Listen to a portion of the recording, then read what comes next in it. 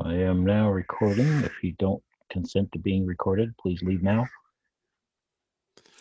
Or forever hold your peace. Thank you. Welcome, everybody, to the Murray Amateur Radio Club's Thursday class. We are going to have fun tonight. We're going to talk about amateur radio direction finding, part 2, part duo. And without further ado, I am going to share my screen. Actually, I'm going to start the I'm going to share my screen first. That'll work. So let me share screen 1. Everybody should see my screen. And I'm going to start the presentation. And I'm going to switch. Does everybody see the... Hey, Dan. Yes, sir. What's the passcode again? I had 2935s and a 63, and it's saying incorrect password. 2955563. Okay, well, maybe he's typing it in incorrectly. I'm going to hop out and I'll jump back in with that and see if it comes in. Okay, go ahead and pause the recording. Okay, we were having some technical difficulties, everybody. So let's go ahead and continue on here. I'm going to share my screen again. Okay, just Troy, for your edification, we are starting again, and this is being recorded so they can view the this recording on our website.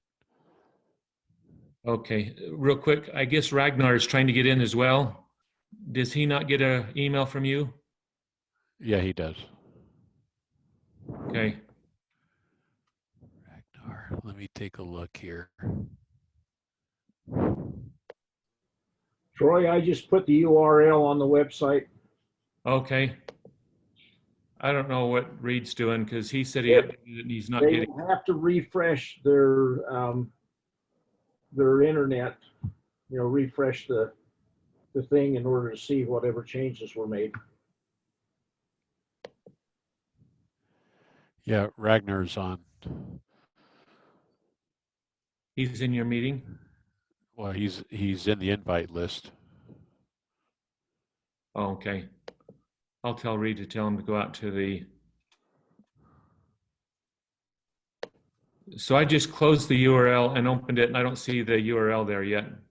Oh, there it is. It's in smaller print down at the bottom. Okay. All right, you guys go ahead and I'll see if I can get these guys going. Okay, would you mute your mic? Yep. Thanks. Okay, so tonight, after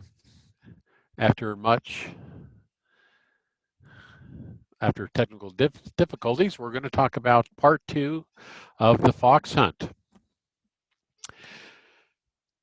Just a quick summary. We talked about what the fox hunt was last time, the tools needed for a fox hunt, and antenna options that you have, labeling the actual fox, methods of fox hunting, and building a 2 or 3 element Yagi. Today, we're going to get a little bit more into the weeds on the types of antennas for a successful hunt, understanding attenuation, methods of attenuation, triangulation of the fox signal. So let's talk about antenna types. There's a lot of different antennas that ham radio operators use. And I'm not going to go into the weeds on all of these, but I will talk a little bit about the most common, which is the 3-element Yagi and a small loop. Now, I don't know how many people in the Taylorsville group have used loops, but that is a common method in clubs around the U.S. So because everybody in my club and most everybody else has made a tape measure Yagi, I'm going to talk a little bit about the characteristics of the Yagi and why it is such a good antenna for doing a fox hunt. So the gain of the Yagi is very beneficial because it allows you to directionally see the maximum signal when you point the antenna toward the signal source. Couple of fact that when you point or direct the Yagi in other directions, you receive a weaker signal. The tape measure Yagi, like the one you guys have built, is a passive antenna, meaning that there are no active elements like transistors and capacitors, etc. This means that the performance is equal in both transmitting and receiving. The gain will be the same. Note, make sure nobody transmits on their Yagi if you have an active component in line with it, like the attenuator. You'll destroy the attenuator and maybe your radio. So in addition to what I discussed, there's the benefit of a Yagi is having additional gain and narrowing your beam width. So there's actually a link between the gain and beam width of a Yagi antenna. If the Yagi gain increases, then the bandwidth decreases. So you can think of this as available power in the transmitted signal.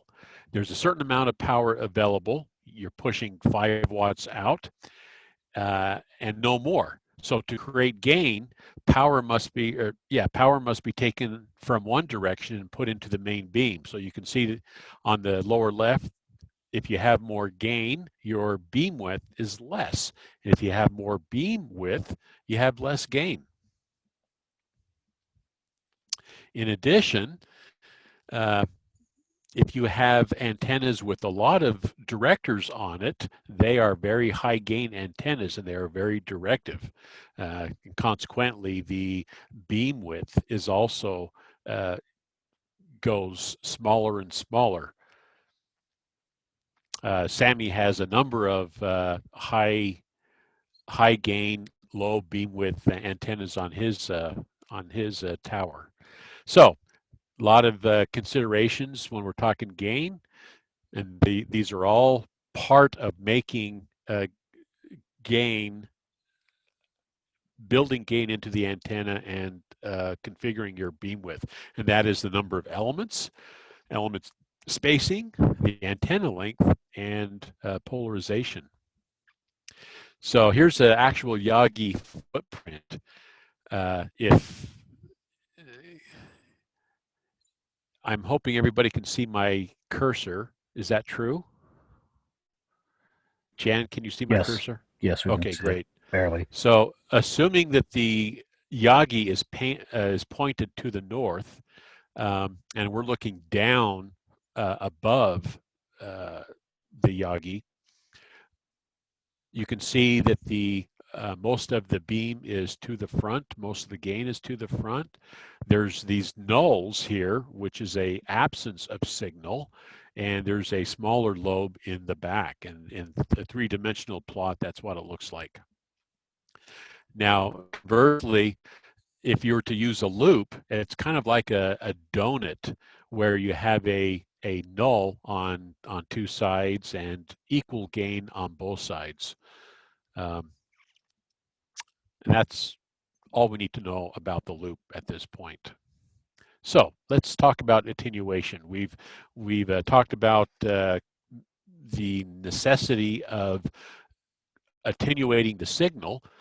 And so let's talk about it a little bit. So what is attenuation? Well, it's the reduction of amplitude of the signal.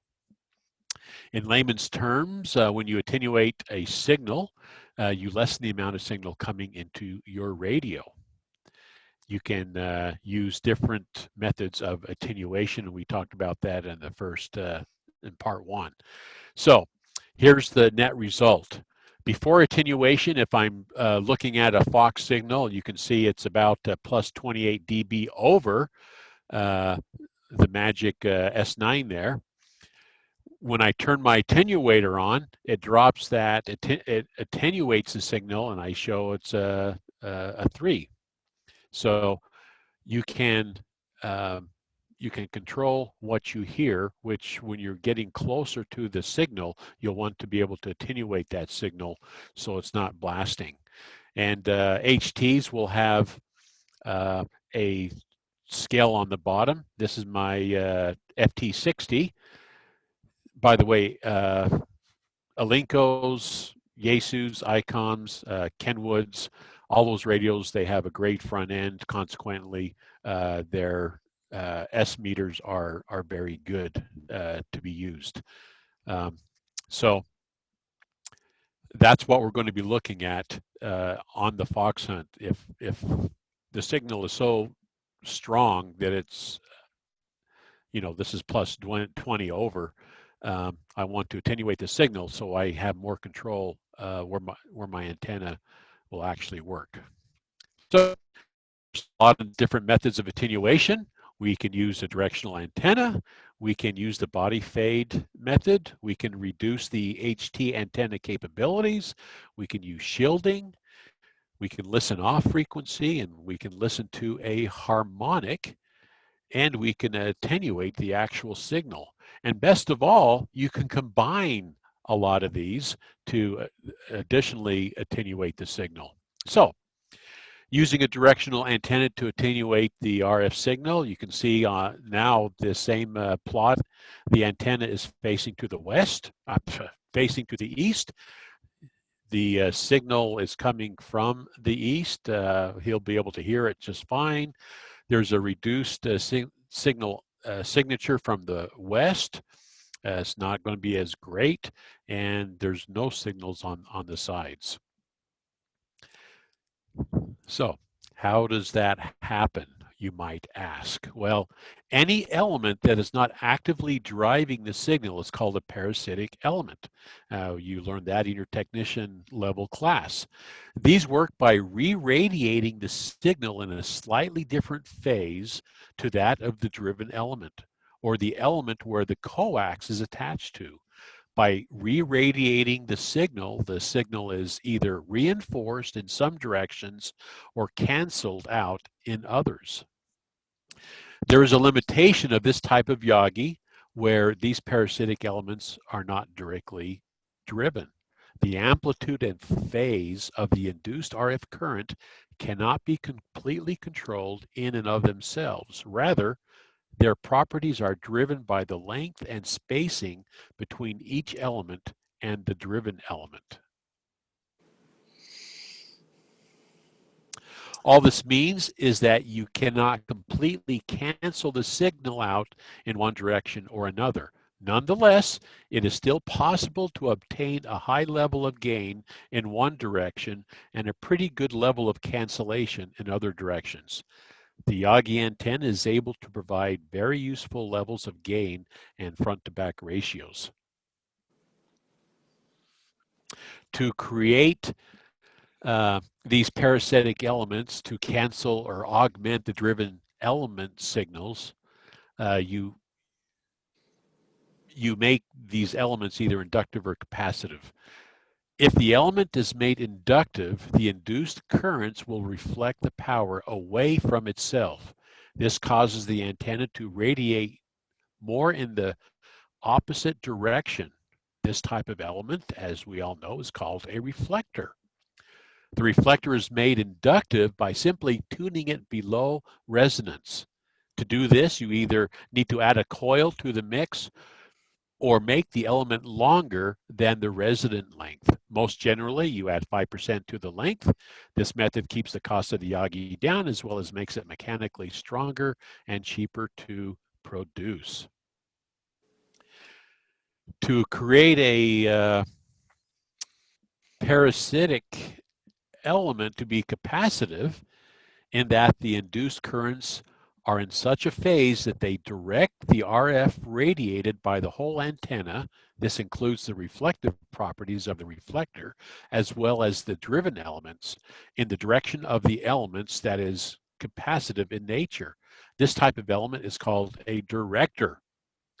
This capacitive property of the element is produced by adding some type of capacitance to the element, by adding either a capacitor or more commonly by making the element about 5% shorter than the driven element. And here's the cool thing about these directors.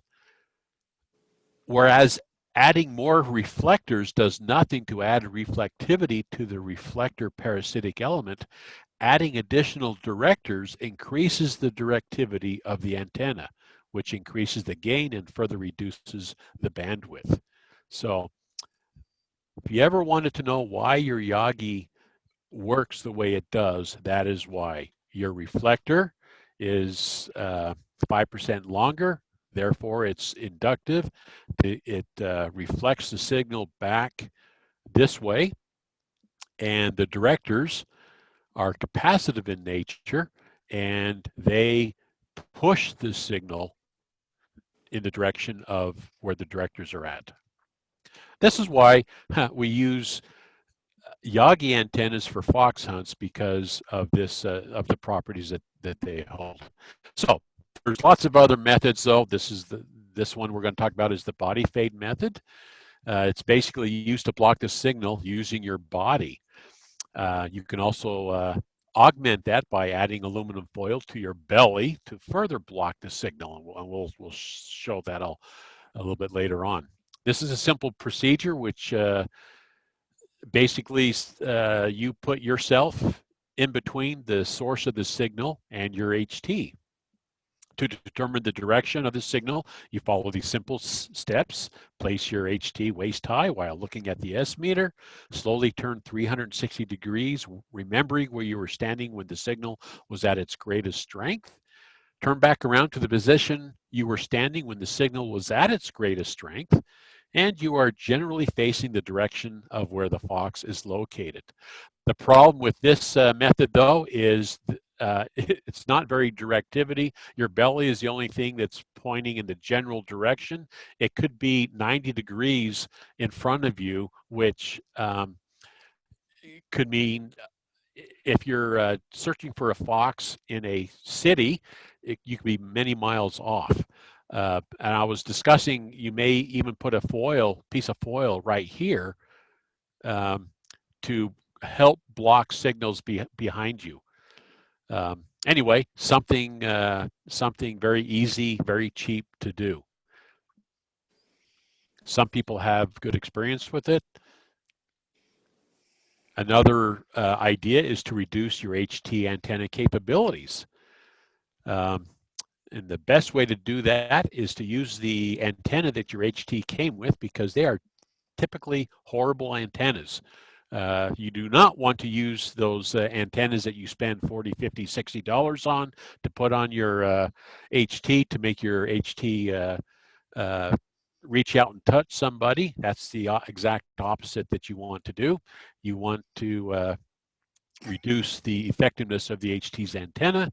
You can further reduce the effectiveness by replacing your antenna with a paper clip, or completely remove the antenna altogether. You'll want to do something like that when you're really close to the fox and the signal is just freaking loud, and it's hard to attenuate the signal either way.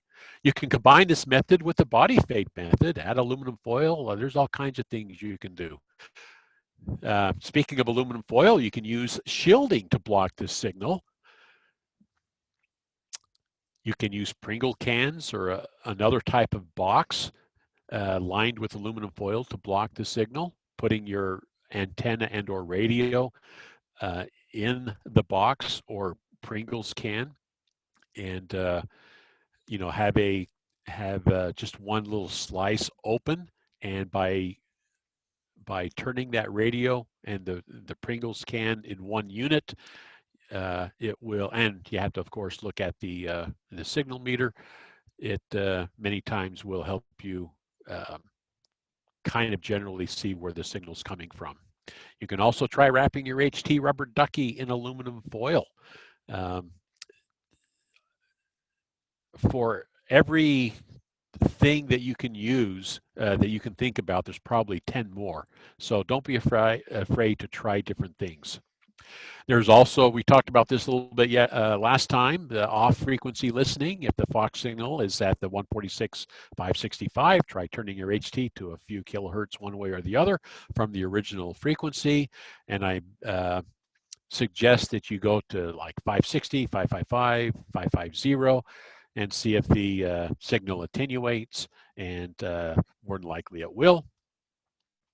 You need to also make sure that let's see, I think I have that on the next slide here. Use this with the additional methods that we talked about to further reduce the signal. You need to make sure, let me actually go back to that one. You need to make sure that you have your radio channel changing in your VFO to 5 kilohertz and not 25 kilohertz. This won't work if you're jumping 25 kilohertz at a time. You have to bring it down to 5 kilohertz. Okay, you can also listen to a harmonic. You can go to the transmitter second and third harmonic.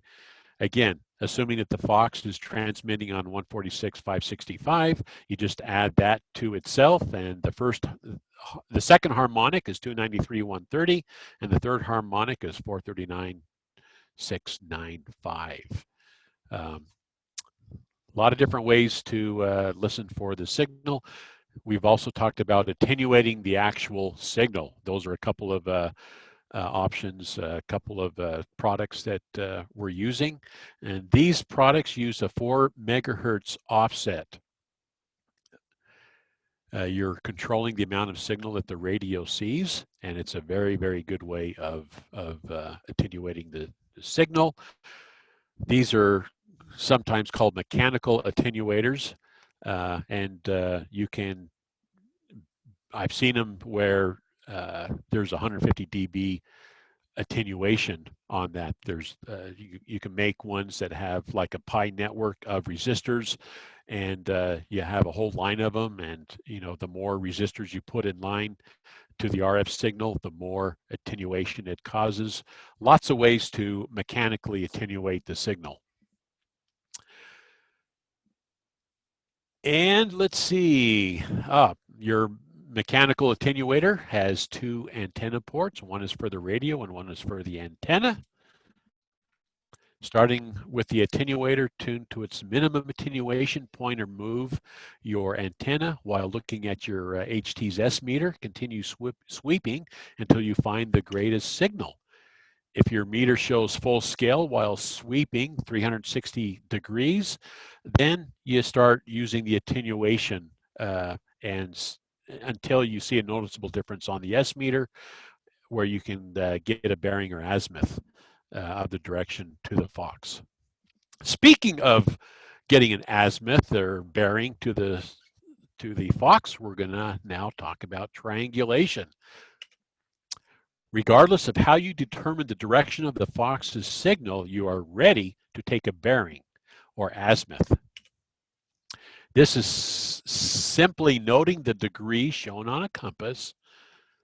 That's what a bearing is.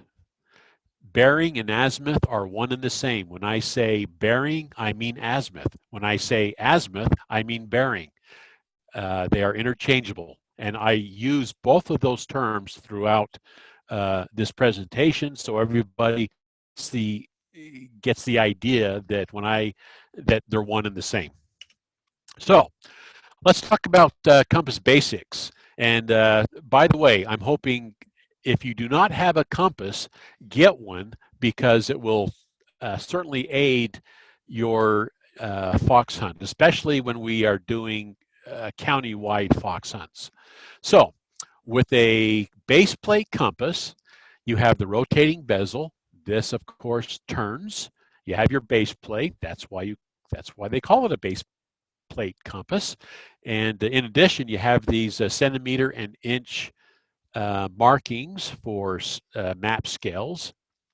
You have an orienting line, which is sometimes called the shed or doghouse. You have a stationary index line, whether it's inside the compass itself or it could be on the outside. All compasses are different. If they do have an index line, it could be incorporated into the bezel or outside of the bezel. You have your direction of travel. This is very important. Some compasses have direction travels on both sides, but if it's on the rear, it'll also be pointing, in this case, directly to the east. And the most important part is you have the north-seeking arrow. And this is the red that they talk about, the red in the shed. I will refer to placing this magnetic part, the north-seeking arrow, inside of the shed. So I'll say red in the shed, and you'll know what I mean. And what I mean is by placing that red part inside this indicator right here. There's a couple of other types of compasses. These are a couple that I own. This is an MC2. It has a sighting mirror that can also be used for signaling, and also has a sighting portal. So when you're when you want some fine orienteering work, these compasses work great by using the sighting mirror as also the sighting port. There's also if it's a legitimate U.S. Army compass, it'll be made by Kamenga, and this is called a lensmatic compass. It has a couple of sighting portals.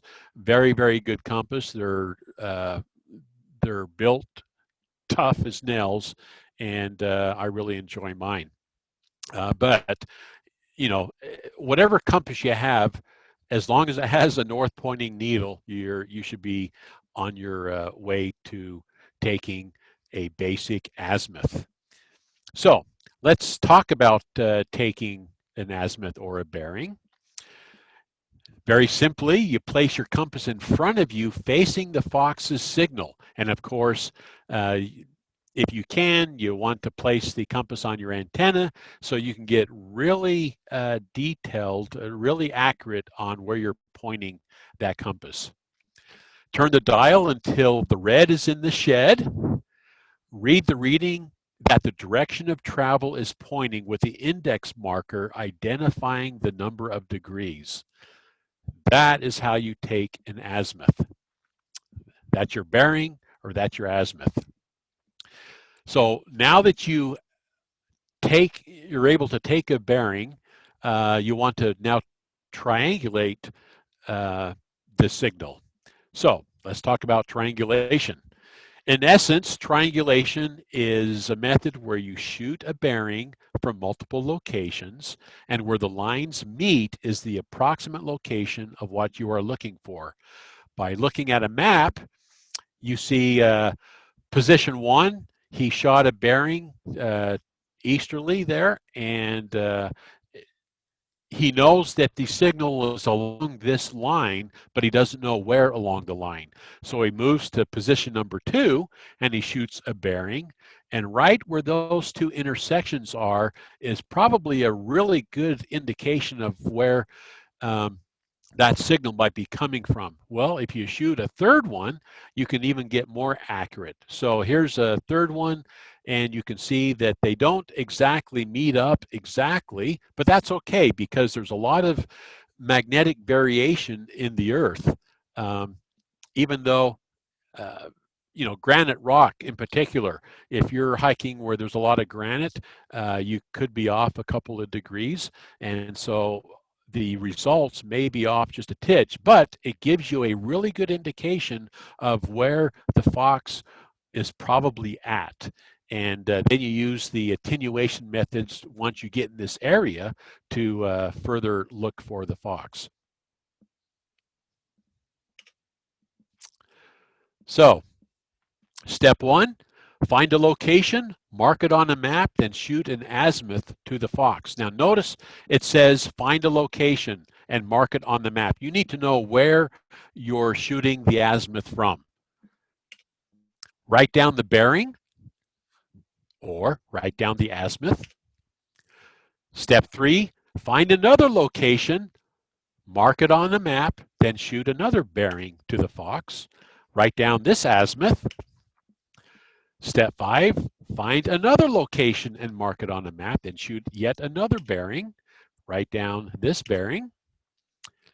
Then draw lines from each location following the written down bearings. The point where these lines converge is the location of the fox. So here's an example. First, we're going to find a location, mark it on a map, then shoot an azimuth. In this example here, we found the location where the number 1 is at. This is Wheeler Farm, by the way. I shoot a bearing, and I look at my compass, and lo and behold, it shows 141 degrees. I go to number 2, find another location. There it's on the east side of Wheeler Farm. I shoot a bearing and take a look at my compass, and I show that it's at 220 degrees.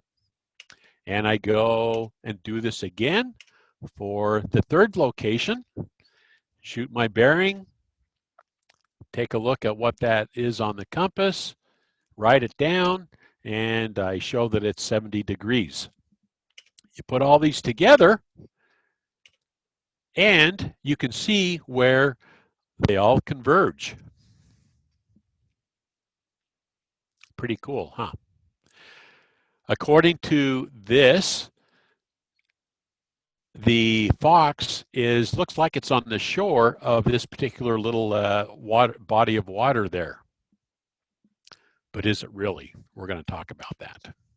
So I would go to this general area to further find where the fox is at. So I'm going to go do a live actually, I'm not going to do a live example because we started real late.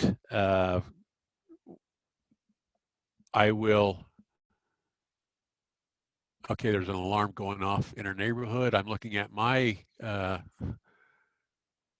we've had a lot of break-ins, and so I keep my monitor on all the time. So yes, we're okay. No one's breaking into my house. So I'm going to forego the live example because I think the examples I have further on will work out just fine. So does anybody have any questions right off the bat? So you haven't mentioned anything about magnetic declination. Oh, well, let's see. What about magnetic declination? We're going to talk about that. So I'm going to put a wrench in the works, and I'm sorry. And no, folks, I'm not a shill. That was a genuine question. I'm sorry to be the one to tell you all who are compass owners, but they don't work quite right. It actually doesn't point to Santa's workshop. Not only that, but next year it'll point someplace different than it does this year. Pesky north. What in the world am I talking about? Well, here's an example here. If I were to just use my compass and my starting location was somewhere in Bluffdale and wanted to travel due north, that's 0 degrees due north to Ogden, and if I didn't take magnetic declination into account, I would end up around Huntsville on the other side of Mount Ogden. If you're 1 degree off in 1 mile, you're going to be 92 feet off course. 10 degrees off in 10 miles is 9,200 feet off course, almost 2 miles. That is pretty significant. 1 degree off in a kilometer is 52 meters. So it's kind of important to understand magnetic declinations. So We're going to talk about, there's really two poles, two north poles that is on the Earth. You have the geographic North Pole, which is the axis around which the Earth spins, and that doesn't change very often. That's pretty constant. And by the way, all the longitudinal lines that are on maps, they actually go to the North Pole. And then you also have the magnetic North Pole, which is where your compass needle points. Why two North Poles? Well, that's a great question. The magnetic North and the South Poles are the ends of the magnetic field around the Earth. The magnetic field is created by magnetic elements in the Earth's fluid outer core, and this molten rock does not line up perfectly with the axis around which the Earth spins. Consequently, the difference between magnetic north and the real North Pole can be quite a lot. As a matter of fact, let me move this over. This is how the poles change over time. So we can see these numbers will be more apparent in a little bit later on, but I just want to show you that the magnetic poles are constantly changing. Slow, but it does change.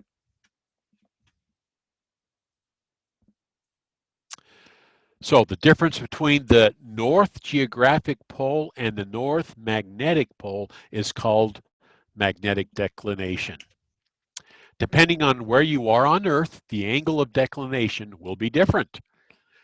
Not only will the angle of declination be different, but like I showed you in this little video snip there, it is constantly changing. The next slide will show what the magnetic declination looked back in 2010.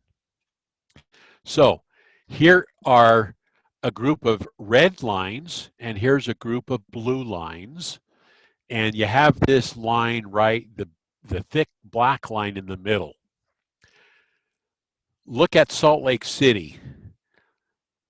The magnetic declination back in 2010 was around 12 degrees, 30 minutes. And I get that by there's 10, 11, 12, 13. So we're right kind of in the center. So that's 30 minutes. By the way, I don't know if everybody knows this, but why is it 12 degrees, 30 minutes, and 15 seconds, right? In a compass where you have north, south, east, and west, where you have 360 degrees, each degree in the circle has 60 divisions in that. Each one of those divisions is called a minute of angle. You've probably heard that. If you take a minute of angle and split that up into 60 smaller units, each one of those angles is called a second. So very, very small angles we're talking about. It doesn't really, well, actually on the Earth, because there's 360 degrees around the Earth,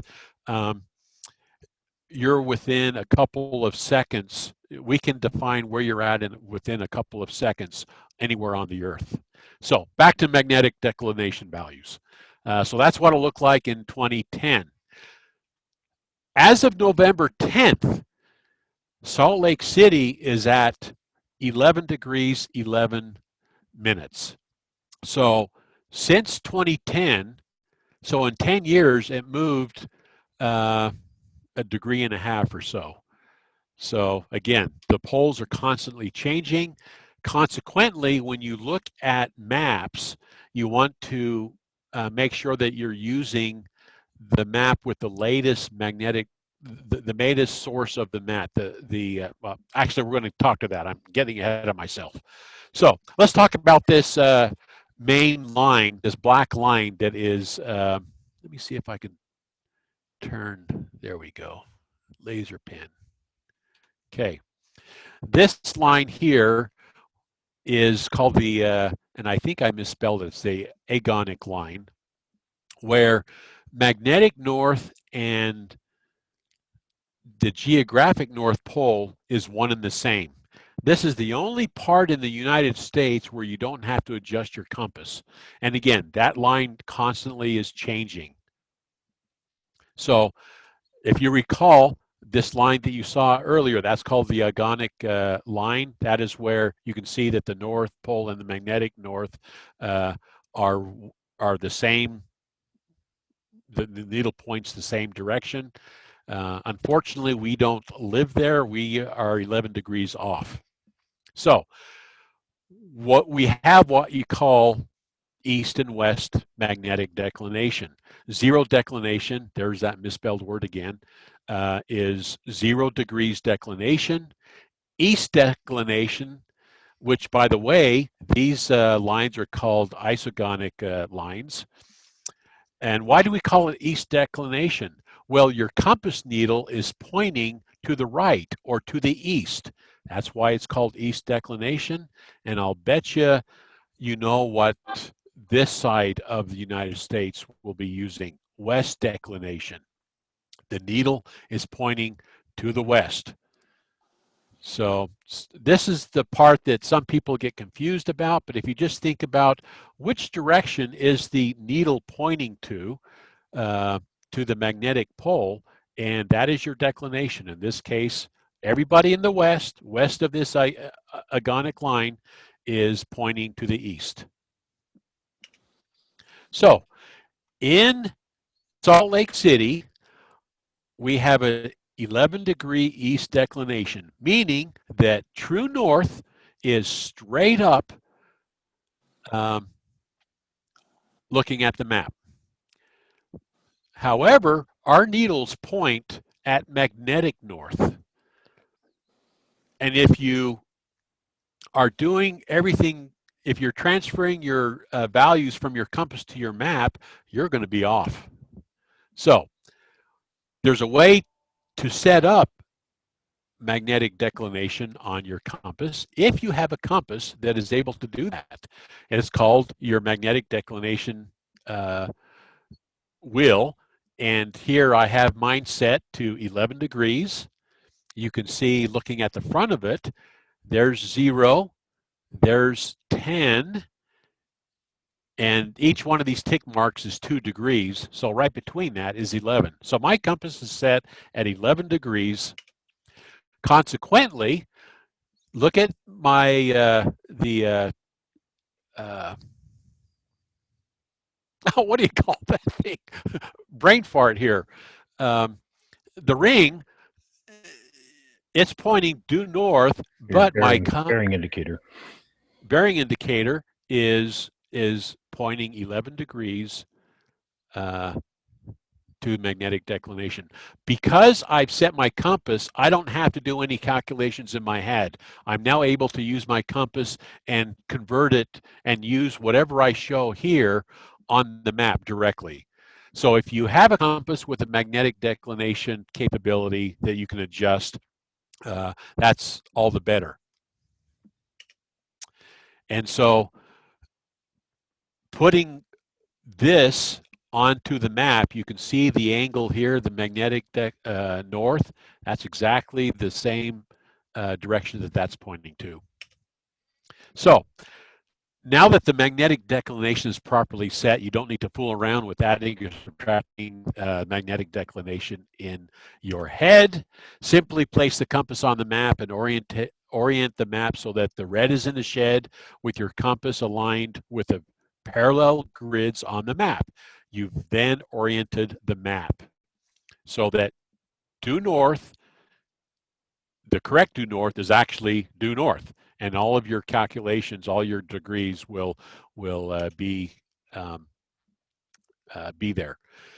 If your map has a grid north alignment lines, that's what you want to use. You want to use grid north, because in actuality, grid north is true north. And I wanted to just take a moment to talk about grid north. On your on your maps, as a matter of fact, I have a map here. Let me bring up, there we go. I'm going to bring this map over here. This is a official map from the USGS Society. These maps will have a magnetic north indicator to let you know what magnetic north is. And it also has true north, which is the star. It's always the star. And it has grid north. So typically you'll see GN, MN, and then a star. That grid north is off just slightly. It's actually half a degree. It's 32 seconds off. So what does that really mean? Well, let me get rid of this. Let me open up another. Let's see, where are you? Okay, I want a picture of the globe. Stand by. And of course, I can't find it right now, but just imagine a picture of the globe, of the Earth. As you know, a globe is three-dimensional, right? There's curvature to it. Well, when you put a curved map, a curved surface on a two-dimensional plane, things are slightly twisted. Things are slightly not exactly north and south. In other words, the section of Utah that is actually on a globe, when I put it on a two-dimensional surface, the grid line is actually pointing to true north, but it's slightly off because of that three-dimensional to two-dimensional conversion. So basically, anytime you have grid north on a map, which by the way, you'll have grid lines on a map, use those lines as true north because that's really what they are.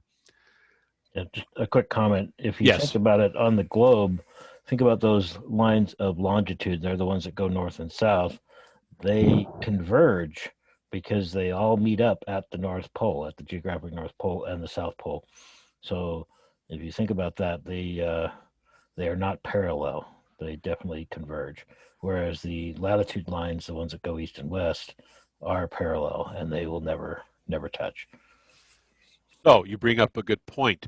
They converge at the North Pole, not the magnetic North Pole, but the geographic North Pole, and they are 15 degrees wide at the equator. That's the widest part. So 15 degrees there, and they converge all the way up to the North Pole, which means that they're not really parallel lines, are they? That's why grid north is important to use on your map if you have grid lines, which they all do. Yeah, I think we're done with that. So let me turn back over here. So what happens if your compass does not have a magnetic declination setting? Well, no fear. If you do not have a set screw for that, you can do simple math in your head. Take the bearing that you shot, in our example, 70 degrees, at one of the locations that we did, and subtract the magnetic declination. So 70 minus 11 is 59 degrees. Now, if you were in New York City on the other side of the agonic line, you would add the magnetic declination from your bearing. So if you shot a 70-degree bearing, that bearing is really 59 degrees. So your compass is showing 70 degrees, but because there's an 11-degree variance, magnetic declination, you want to subtract that value, and that gives you 59 degrees. That is what you actually put on the map. So to transfer the true bearing onto the map, you would use a 59-degree value. So rule of thumb, because we are east in Utah, on the west side of the agonic line, Ours is east declination, so you can use mnemonics to remember it. Mags, magnet to grid, subtract. Magnet meaning your compass, to grid on the map you want to subtract. Another way of doing it I've seen is cogs, compass to grid. I kind of like cogs better. The military uses least is east, west is best. So if you want to do it that way, that's fine too. And then to go from grid to your compass, you want to do just the opposite. So GMA or GCAD, grid to compass. Don't worry about west declination because you don't live in New York. So you don't have to remember MAGA, which is Make America Great Again. No, wait, I mean magnet to grid, add. And then GRIMS, grid to magnet, you subtract. So there's your rule of thumb. So now let's look at our map. Let's see what happens here. So the first step is to shoot the location and mark it on the map. The first bearing was 141 degrees, but we're going to subtract 11 degrees and actually place that on the map because the map is due north is right in front. And if I were to superimpose this on the GSCS map, there's not much of a difference between true north and grid north, so we just use the same thing. So the correct bearing on the map is actually 130 degrees. Step 2, we have our 220 degrees was the original bearing that we did, and I'm going to subtract 11 degrees in my head, and the correct bearing now is 209 degrees. And do the same thing for number 3, shoot an azimuth to the fox. Originally was 70 degrees. We're going to subtract 11 degrees. The bearing is now 59 degrees. So you put all that together, and they converge in a kind of a wider area. Now, here's a trivia question, and I want anybody to answer this. Why don't the lines converge exactly? That's the first question. Anybody have any answers? So if I had to guess, it would be just your error ratio of choosing your bearing. I mean, it's pretty tough to be able to actually get exactly, especially, well, I mean, I guess if you're looking at a distance, you're trying to choose something. Well, I guess that wouldn't matter, would it? So would to further your point, the compass that I have with the sighting needle, I can be within a half a degree at 100 miles. Okay. So there's something else that's causing this. Anybody? So I would say there could be magnetic effects. Maybe you're maybe there's a buried pipeline or something that is affecting your bearing on one location or possibly all locations. So you could be off a little bit on each of them. And when you think about your level of accuracy at the 1 degree level, you know, you're not necessarily very precise either. So Exactly. So what is 1 degree?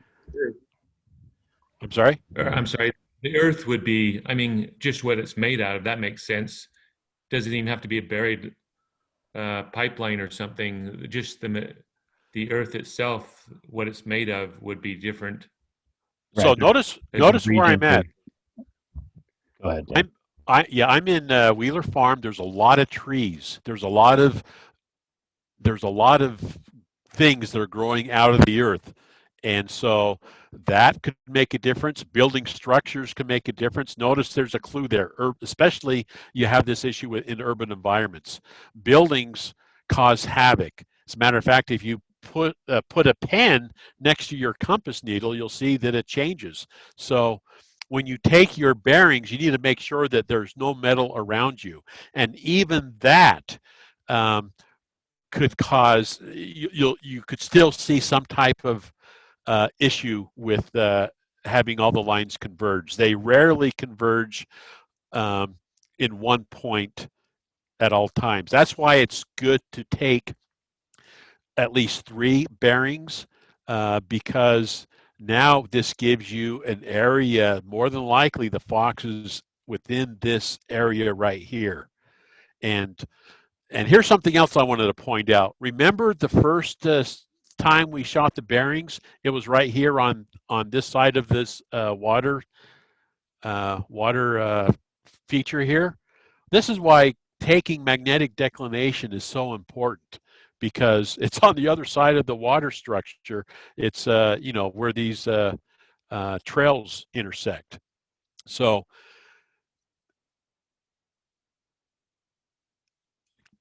the more distance you have between each of the places where you shot your bearing, you're going to have some variances.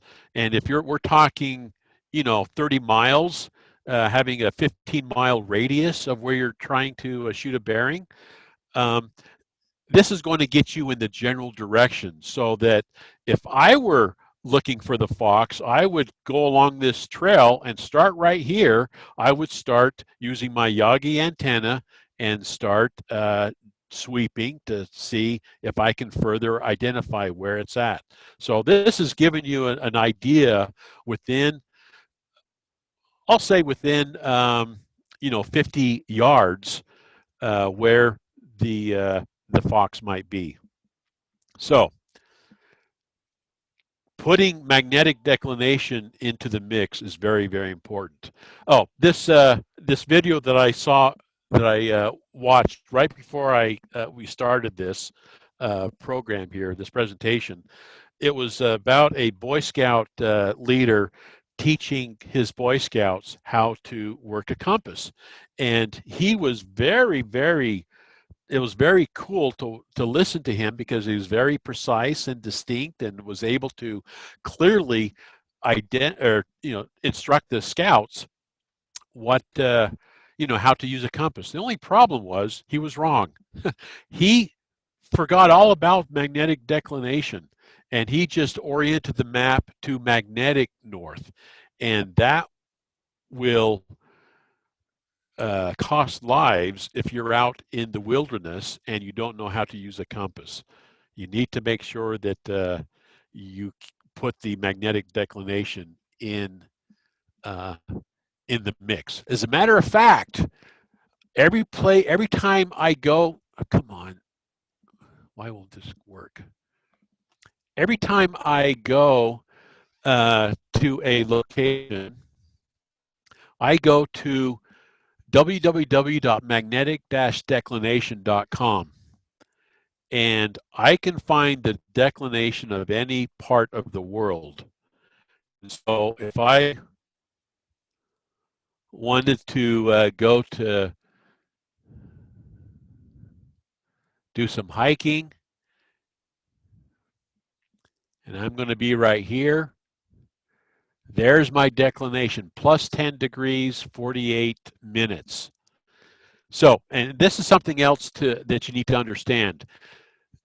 The degrees is easy. That's all marked on the compass, but the 48 minutes works just like a clock. So let me actually get something where it's, 49, 46.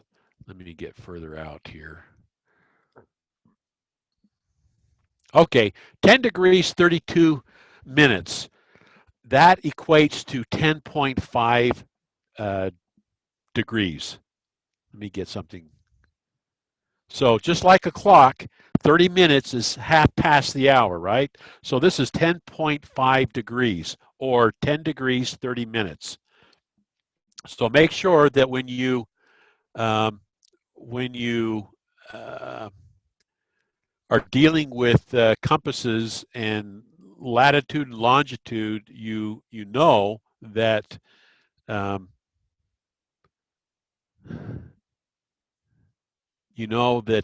we're dealing with degrees, minutes, and seconds. And I just wanted to go to Wheeler Farm, and I'm going to click on there.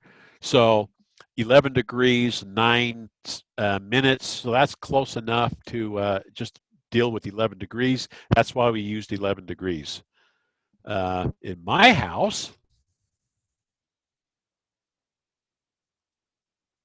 it is same thing, 11 degrees, 9 minutes. So anyway, magneticdeclination.com will give you the best answer as what your declination is. Very important if you're going hiking and you're using a compass. So the question is then, are you ready? Saturday, November 14th, I'm suggesting that we start at 10 a.m. And I'm going to actually defer to Troy on the start time, because why did we go over this in the first place? Well, I wanted to still do a fox hunt. We're actually not going to be able to find the fox, but we're going to be able to do what we've done here, and that is to kind of see where the fox is. And Troy is going to hide the fox, and it will be transmitting, and I'm going to defer to Troy to find out what time he's going to have the fox up and running. And maybe the real question goes to Rulin. So Troy, take it away. Hey, I'm happy to start whenever you'd like. So if you'd like 10 o'clock, that sounds great to me. Okay, cool. So 10 o'clock, this way we won't mess up my presentation here. Saturday, 10 o'clock, 8 a.m., we're going to open up a Zoom session. Jan, could we get a Zoom session for Saturday? Sure, not a problem. Okay, can we use the same session that we're doing now, since everybody has it? Since I didn't tell Zoom that it was a recurring meeting, I don't know that we can. We could try it, but I'm not going to guarantee that it'll work. Okay. Be better if I create a new one. Let's create a new one, and everybody be looking for an email. As a matter of fact, all the Taylorsville people or anybody who does not get our Murray Amateur Radio Club emails, send me an email, and I will email you personally the Zoom session information. I'm also going to give it to Troy and Rulin so they can put it on their website. So, as a matter of fact, Dan, yes, sir. I have actually been working a couple hours today on an email list for Taylorsville, working off of an older list, but I think we've got like 40 of the 50 active people in our group in there. Okay. So we should be getting better at being able to actually email out stuff. Okay, cool. So that being the case, expect an email with the Zoom session information. Have your Yagi in hand. Have your compass in hand. At a certain time, once everybody joins at 10 o'clock, we'll take care of some small business. We'll get the majority of people that's going to join out there. Then we'll all go outside, and we will use our antennas, and I want you to shoot an azimuth as to the strongest signal that you hear. Write that number down, come back to the Zoom session, and report to me the bearing that you shot. I will then, on the screen, plot each azimuth, and it'll be in real time, and we will find the general location of where the fox is hidden. Now, here's the important part. I want you to remember the magnetic declination. You need to subtract 11 degrees from whatever your compass says, okay? So I want you to give me the corrected azimuth of each of what you've done, so that everybody is reporting the same magnetic declination degrees. You'll also need to give Dan your location. And I need your location, latitude and longitude, if you can give it to me.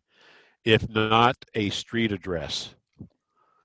I put the meeting ID and passcode in the chat here on the Zoom. That's what it will be for Saturday at starting at 10 a.m.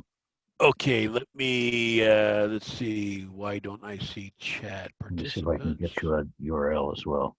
Oh, it's in more, chat. Okay, so there it is on the screen there. And he's going to put the URL. There's the URL. My suggestion, everybody, go ahead and copy.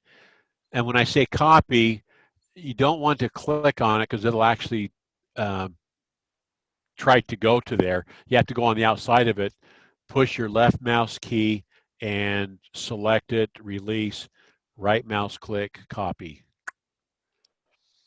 And then paste it into a notepad or whatever and get, have it ready for Saturday. Thank you, Jan, for doing that. And I will still send the email out. And Troy, if you want to send me the list of additional emails, I can send it to them as well directly. So. And it's very important.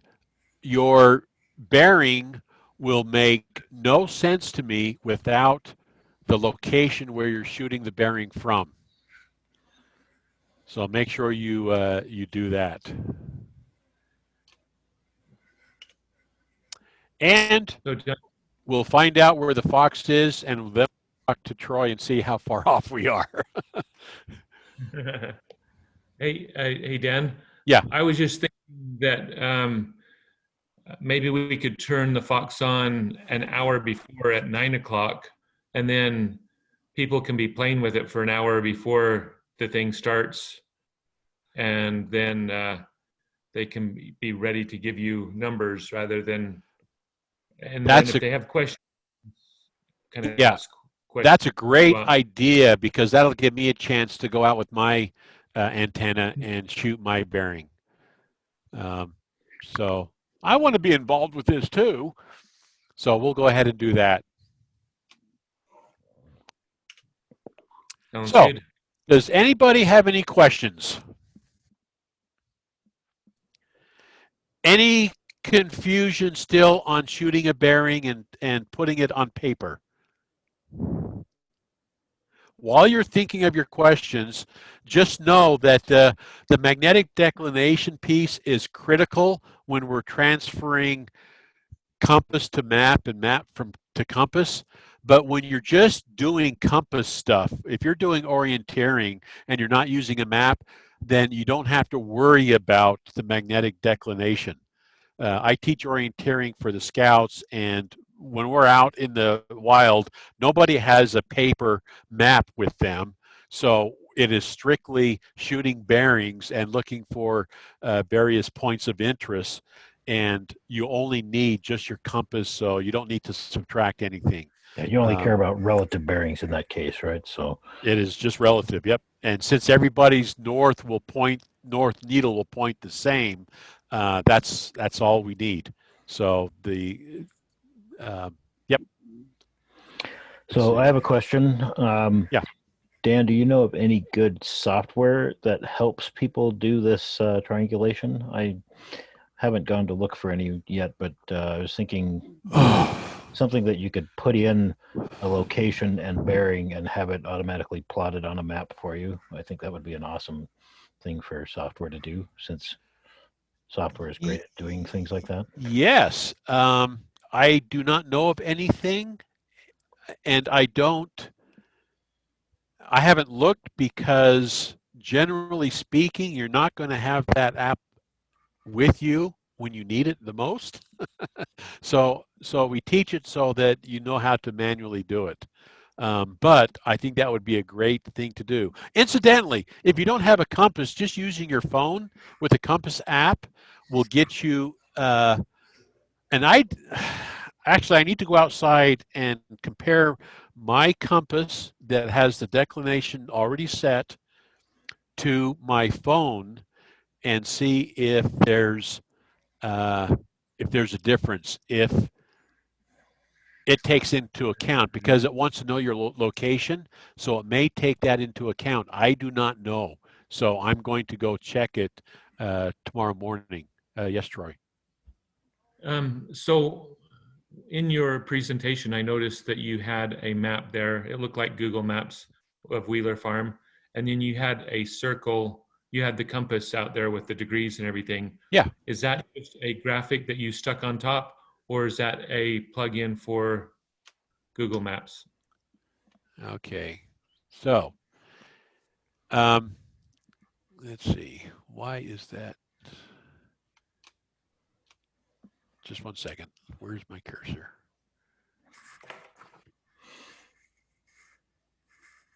Okay, can everybody see? Oh, you can't see my screen because I'm not sharing my You're not screen. sharing. Oh my goodness, who's running this show? Let me share screen. Let me do the app.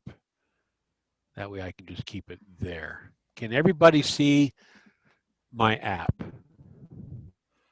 Yes. This is a Snagit window. I actually was looking far and wide for a graphic that's a PNG with a invisible background. So this is just a PNG I found on Google Images, and it happens to be a really good PNG. And so this is what I use.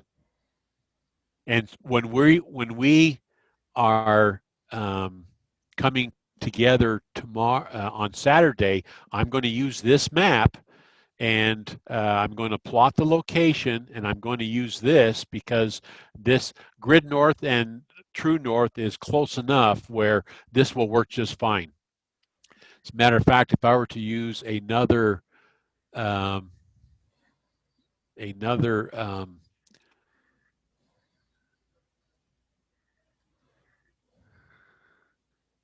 you know, there's width. So did you grab that map out of Google and you Yeah. just have a JPEG or a PNG of the Google map? Yeah, I just did a screenshot and put it And you on this application here. So there's a difference between grid north and true north, which means that it's hardly anything to worry about, which means that for our purposes, this is all we're going to need right here. And for that matter, yeah, because I'm dealing with images, I can put this PNG overlaid on top of this image here because this has layers. But if I were to go, here's how I did, Wheeler Farm. If I were to go right to Google Maps, I don't have an overlay for Google Maps to do that. So I have to take a picture of the area. So if I know more precisely where this is at, I'm going to actually make a larger version of this. Let's see. I don't want to just zoom the image, although I could, because this is good enough where that just might be all I need.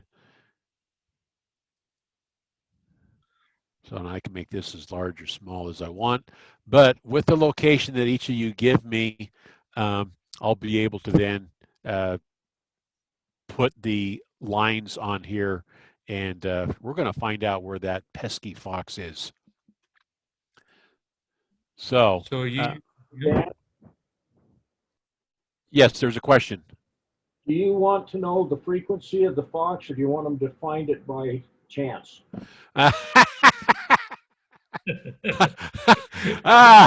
Oh my goodness. I want everybody to find it by chance. And by the way, it's going to be on HF frequencies. It's going to be at the 160 meter band. How's that? No. Are we going to use the normal Fox frequency of 146.565?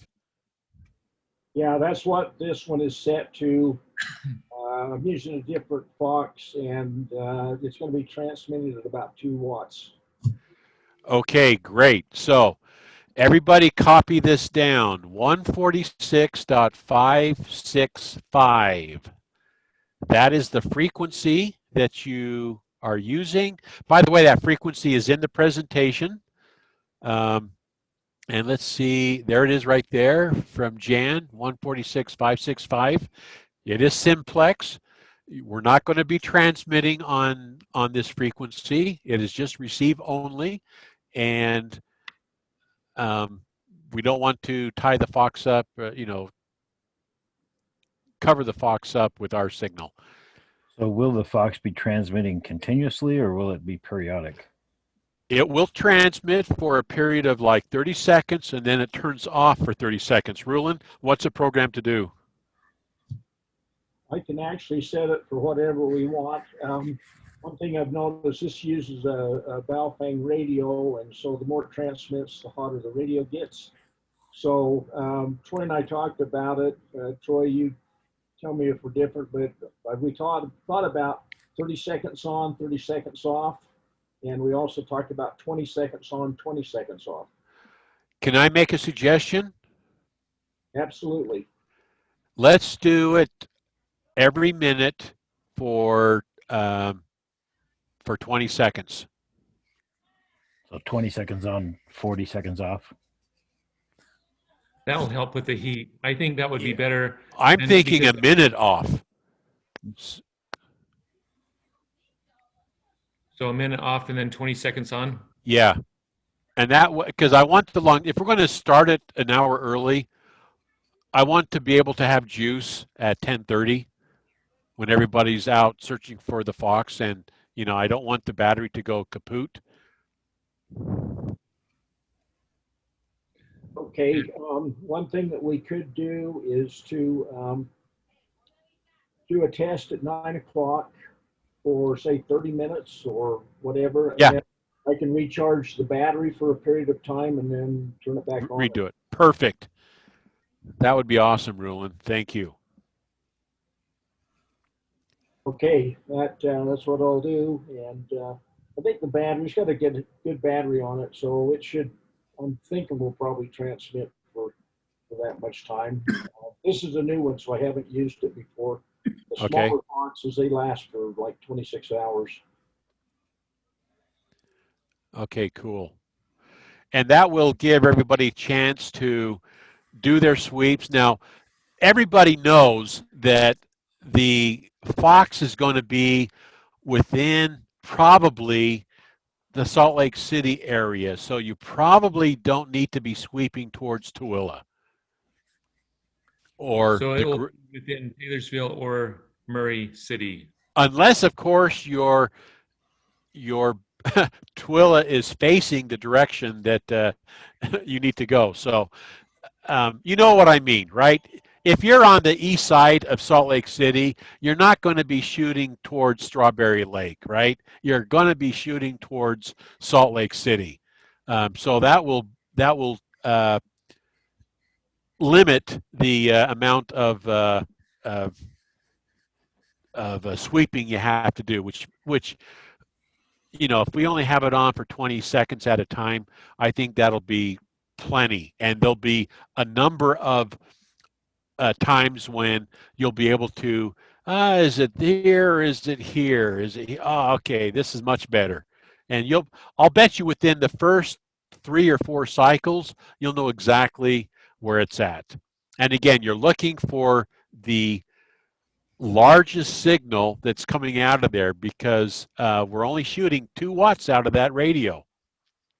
We did earlier 5 watts, and I could hear it almost full scale on my radio, which to me was too powerful. And plus, it was really heating up the radio, the transmitter. So we dropped it down. We, meaning Rulin, dropped it down to 2 watts, and on my radio, it dropped down to 3 or 4 on my signal meter. So I'm thinking that's going to be really, really a good signal, especially if you have a Yagi. My disc cone antenna is omnidirectional, so there is no direction to that. So, and it still was able to pick up very good, a signal of 4, the signal. So with the Yagi, you should be able to hear that just fine. And we're going to find out, because if by chance, Rulon, this is a question for you, if nobody is able to hear it, then we may have to up it to 5 watts. And of course, that's only going to be for a short period of time, because the radio will then putter out if it's on for a long time. So, any other questions? I can actually change the transmit power when it's while it's on this off cycle. I could do that on the radio without actually shutting the thing down. So Okay. Okay, good.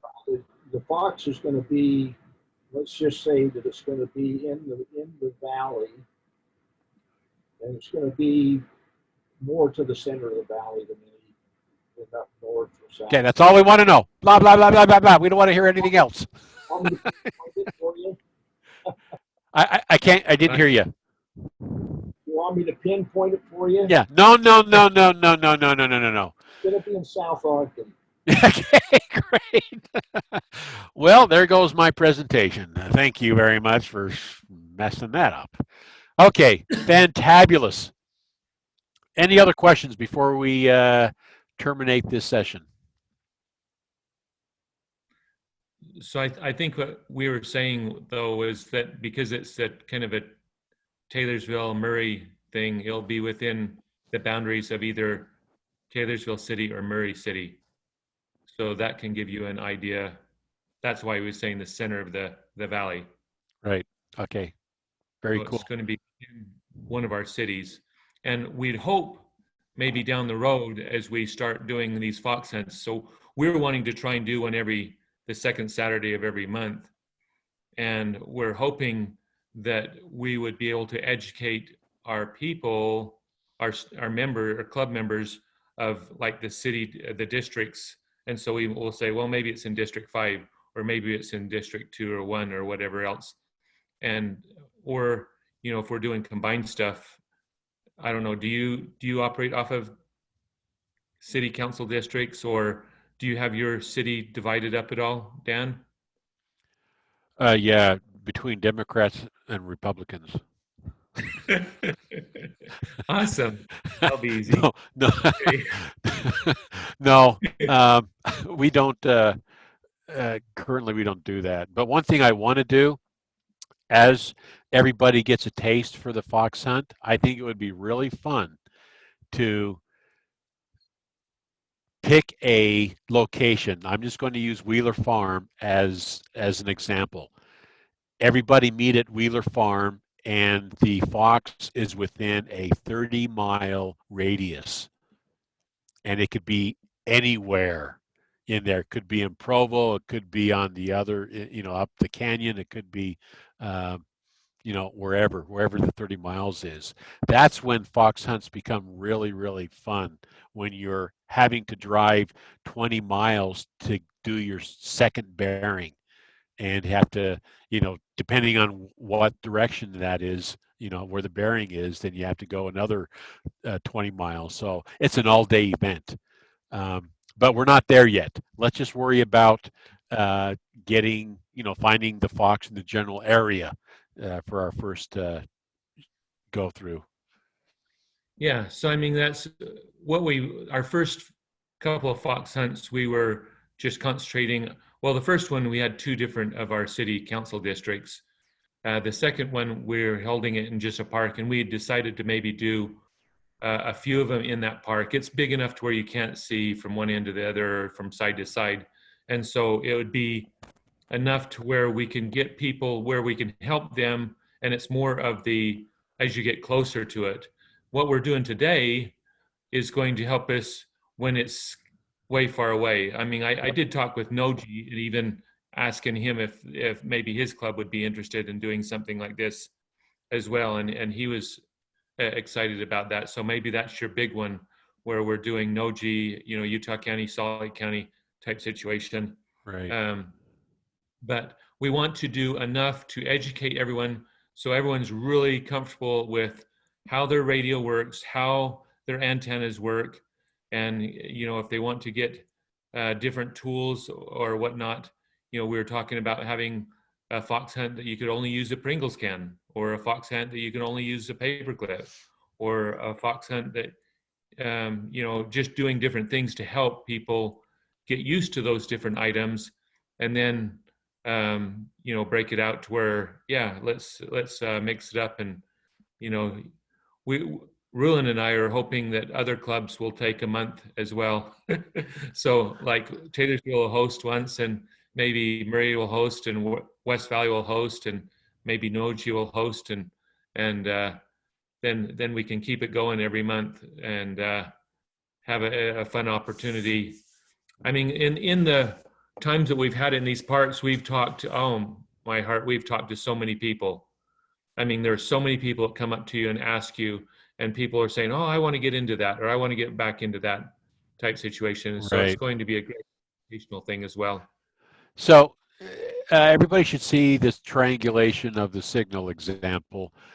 In real life, once we kind of know where it's at, let's say that circle, say that this circle here, this is a Salt Lake County map here, is in Wheeler Farm. I tell you what, I'm not going to be shooting different azimuths from different parts of there. I'm going to be looking here, and as I sweep, I'm going to continually walk towards the strongest part of the signal. That's how I'm going to do my fox hunt when I'm in the park, and I think that's what we're talking about. This presentation was basically on a wide scale area.